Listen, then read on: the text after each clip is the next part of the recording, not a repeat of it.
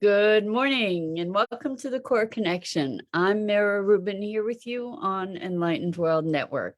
And today's topic is setting intentions.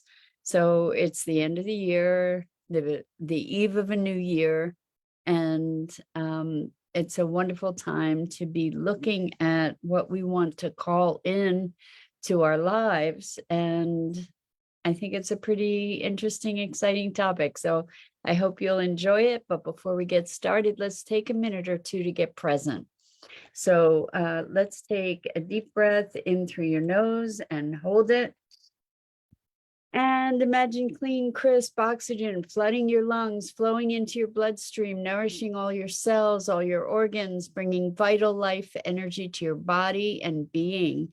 And as you exhale any tension, stress, negativity, fatigue. And now let's take another deep breath in through your nose and hold it.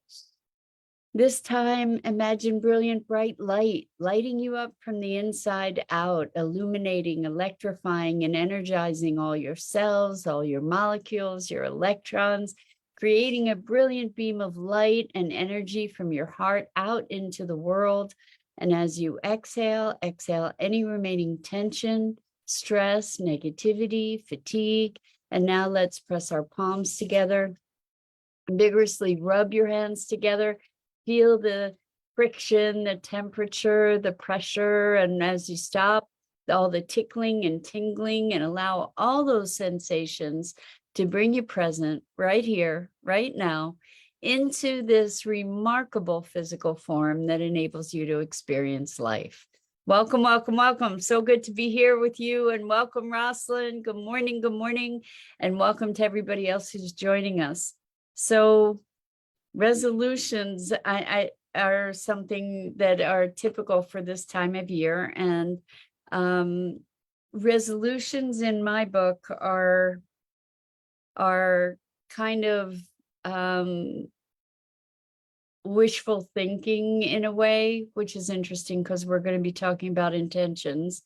But resolutions are about stuff generally more than they are about being. They're about doing stuff. The typical things are losing weight or meditating daily or going to the gym or things that are very mundane typically are the things that we make resolutions about, and they're usually intended in a corrective way. So in some way they feel punitive, because they're based on something being wrong that needs fixing. And so instead of that mentality of something wrong that needs fixing, what I'd like to talk to you about is setting intentions and having these intentions be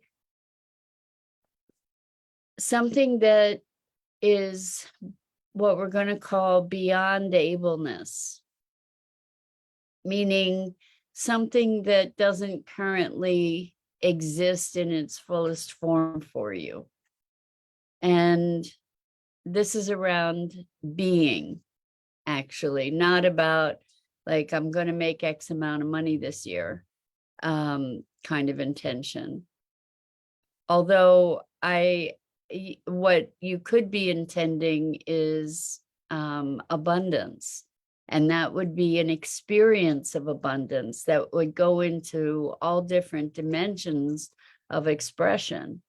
So when we talk about intentions, what I invite you to make these intentions meaningful and to create some magic.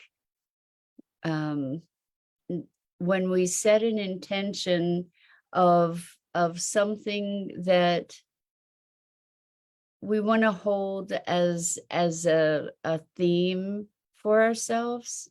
So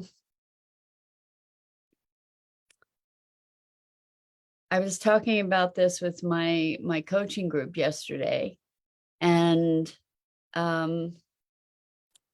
what I suggested and this was not an idea that I invented. It was someone shared with me the idea of choosing. Actually, I think you suggested this yesterday. Good morning, Jenny. Welcome, welcome, welcome. I think that I'm not sure who it was who was here yesterday who suggested selecting a word for the year. And I thought about that a lot, and it's such a brilliant idea because it gives us the ability to have sort of a focused theme of what we're calling ourselves to rise to and what we're calling forth. And it's not necessarily something we know how to do. So for me, joy has never really been part of my vocabulary. For years, I just really thought it was frivolous. And I have come to a different understanding around that.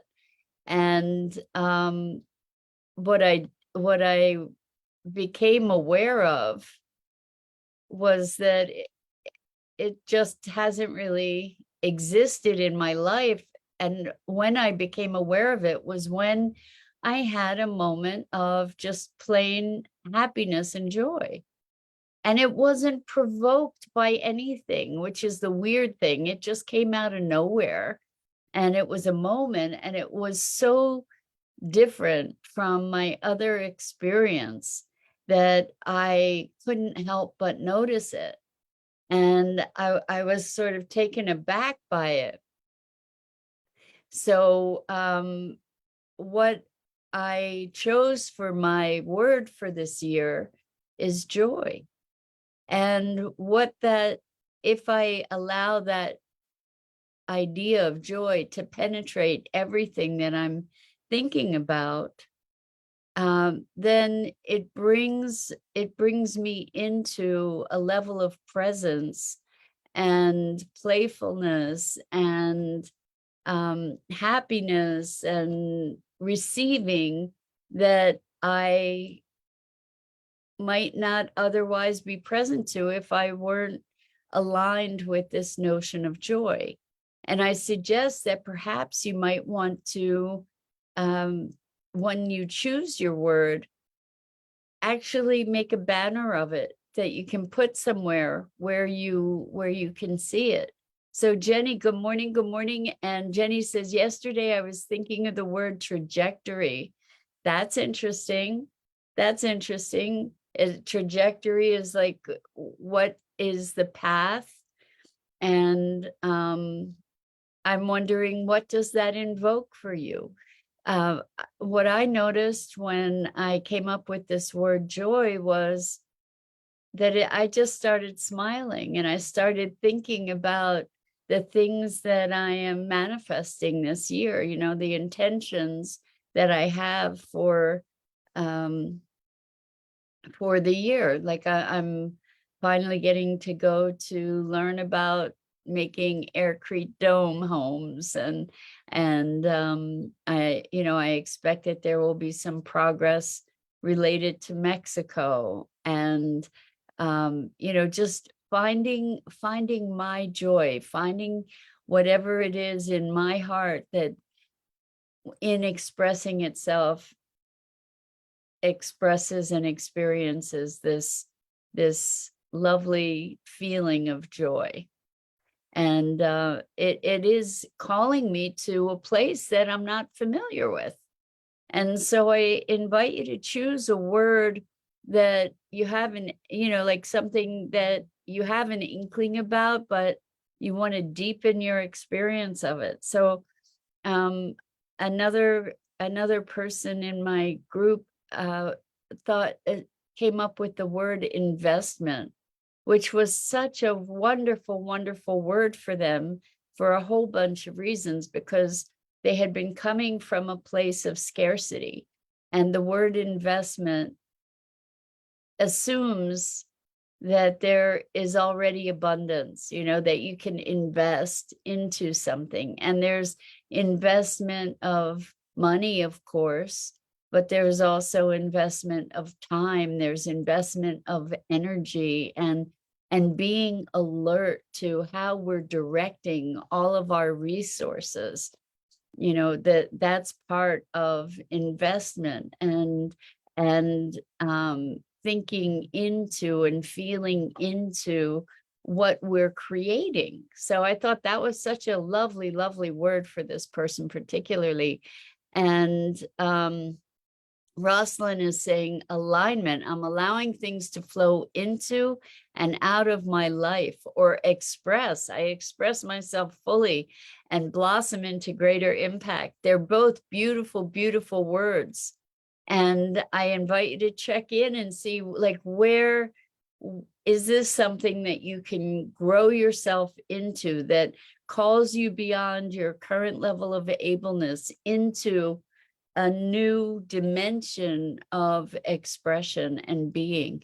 And Jenny says, I never thought of life trajectory before. Well, Jenny, that's a breakthrough. Congratulations. That's awesome. And to be looking at, where your current state is, like, what is the direction that your current state is moving you toward, and to be able to design or adjust whatever the current state is to be able to meet a trajectory that feels good to you, that feels in alignment with your intentions for yourself and your life. So I love that. To be thinking about life trajectory is to be thinking bigger picture rather than in this isolated moment. And I think there's tremendous richness to be looking at that, and looking at, for instance, what is the impact that we have in the world, and that we that our individual expression can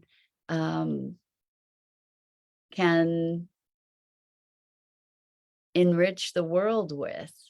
So good for you. I mean, I think we want to find a word that has a bit of an edge to it. And Jenny says, I'm starting a treatment program next week. Good for you, Jenny. Good for you. Congratulations. That's awesome. And I wish you great success. What a wonderful way to start the new year. Hopefully that is a hopeful sort of undertaking. And I'm sure we send you lots and lots of love and energy collectively. I know that I do. And so intention, intention could be grace. Intention could be ease if we're going through tons of challenges. There are so many beautiful, inspirational words depending on our personal circumstances. And I invite you to really engage with your word and make it a part of your daily awareness. So one of the ways we can do that is by creating a banner. You could create a screensaver if you spend a lot of time on your computer, or a background on your phone that has the word there for you, so that it is it's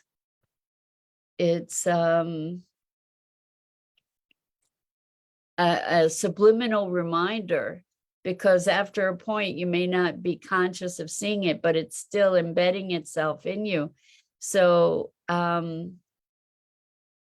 Jenny says, my intentions are to find myself and work of healing myself. So Jenny, maybe vibrance, or vitality, or health, or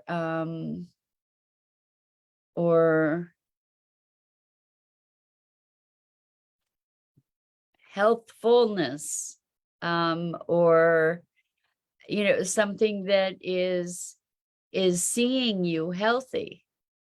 Maybe the word healthy, or something that incorporates your health.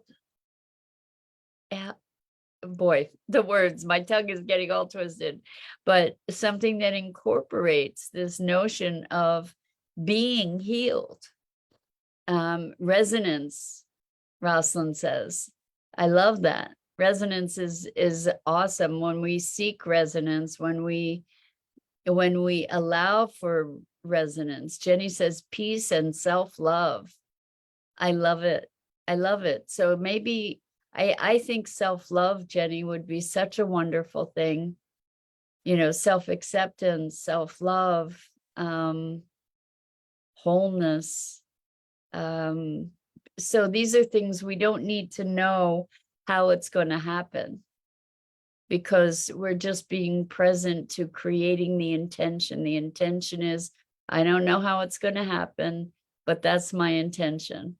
And I'm putting it out into the universe, and I'm presencing myself to that as an intention. And then magic can happen, and in ways that are completely unanticipated.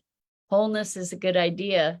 I think, because wholeness encompasses so much of it, right? It encompasses all of it.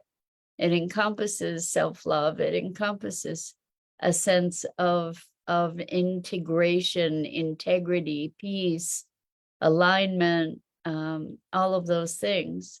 Whatever word you choose, it might not be a bad idea to write out a description of it and what it means to you and what it encompasses, so that it becomes a shorthand for this greater intention. And so when we set words yesterday, we also set an intention for the year that calls us to a higher expression or a fuller expression of being. And so what's different from, in this practice, from the notion of resolutions is that, and they don't have to be, but resolutions are often material. And the material is 100% important. There's no question about that. Nobody's debating that. And if we generate the material results from a space of being, it can be effortless. You know, if we generate the doing in our lives from a place of being and intention, then the actions become inspired. You know, we're inspired to call this person at this time out of the blue, and who knows, there's some wild connection. Or we're inspired to go to a place that we don't normally go, and then we meet somebody that we knew 20 years ago, and it's a important connection. Or, you know, all kinds of things like that happen as we open ourselves more to intention and intuition and presence. So I'm just thinking of other words. One person's word was trust, and it was trust for themselves, to be able to trust themselves, to make good choices in life. And interestingly, their intention was to play more. And so in allowing yourself to play, particularly if you're a workaholic, allowing yourself to play is kind of affirming a trust in the universe that you're going to be cared for, right? So these things connect with each other. And so good morning, Bernadette. Great to have you here with us this morning. We are talking about setting intentions and potentially choosing a word and an intention for the coming year that calls you into a fuller expression of your being, of your essential self. Bernadette says, good morning. I'm sorry, Jenny says, I'm hoping to find a drum circle to join on New Year's Eve. Jenny, that sounds like such a powerful way to bring in the new year. I love that idea. It didn't even occur to me. I think that's brilliant. Wow, that's a great way to bring in the new year. 100%. Yeah,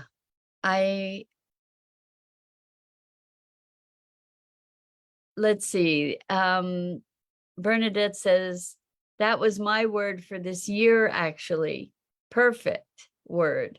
So I'm sorry, Bernadette, it was trust. Is that the word that was your word for this year? Because trust is a really powerful thing. When we trust ourselves, when we trust the universe, then we can relax. Bernadette says intention. Okay, cool. So being guided by intention, that's a beautiful, an intention to be guided by intention. I love it. I love it, love it, love it. So that brings us into a state of presence, a state of mindfulness, to be intentional about things means that we need to be there for it, right? I think that this is a really creative exercise, really powerful to bring us into a deeper connection with ourselves. And that's my belief. And again, working hypothesis, but my belief is that we each came here with our unique expressions, to be an expression of life that is unique. We are each unique. And that by becoming more completely ourselves, we become a fuller expression of our purpose. So Jenny says, intentional wholeness. I love it. I love it. Why not bring that mindfulness into wholeness, so that you keep an awareness of it, so that you're present to the evolution and the blossoming of that. Bernadette says last year was clarification. Ooh, juicy words. I love it. Good morning, Lisa. Welcome. So good to have you here. Happy almost New Year. We are talking today about intentions rather than resolution, and intentions of being that call us into greater expression of our essential self, the essence of ourselves. And it's interesting to me, that I shared with you that I chose joy because it's not been something that's present to me. And this experience, this spark of joyfulness that I felt, it resonated so deeply in my soul that I recognized that it is part of my essential being that maybe has been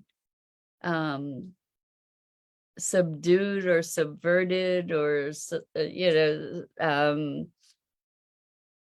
just submerged for all these years. And to find the true experience of it rather than the thought of it. I mean, I can be very enthusiastic about things and excited about things, and I have a lot of different high level emotions and energy, but joy hasn't been one that has been present, really. And Lisa says the first word that came to mind was happiness. Well, that's a biggie, it's like, okay, what does that look like? And you don't have to figure it out, but you have a notion of it and intending it, even if you don't know how it's going to come. Something that causes you to rise into your fuller expression. So Bernadette says, what would everyone's word for this coming year if you pick one?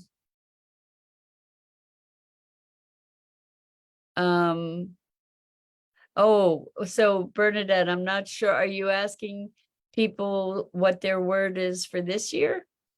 Or are you asking what would we all choose? Rosalind's asking for the collective.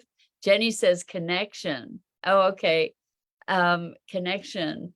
Lisa says gratitude.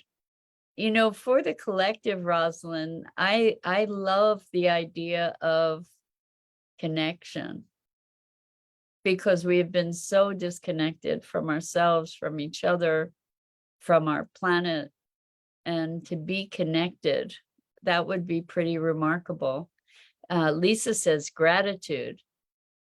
And Bernadette says, if you could pick a word for the next year, what would it be? For me, it's I at the moment, it's joy.